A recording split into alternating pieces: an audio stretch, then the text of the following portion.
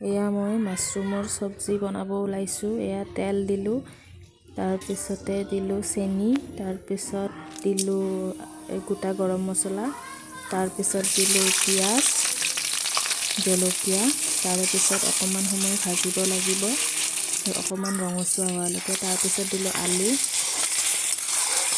তাৰপিছত আলুখিনি দিয়াৰ লগে লগে আলু পিঁয়াজ একেলগে ভাজি আছোঁ অলপ ৰঙচুৱা হোৱালৈকে।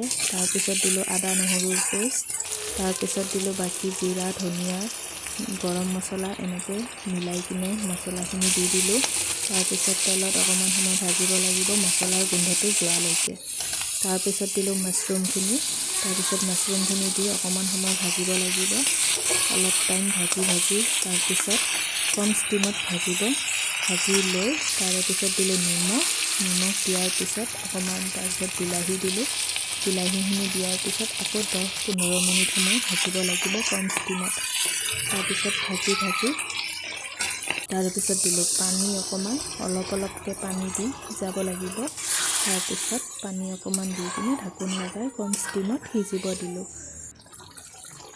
তাৰপিছত এয়া আমাৰ মাছৰুমৰ তৰকাৰী ৰেডি।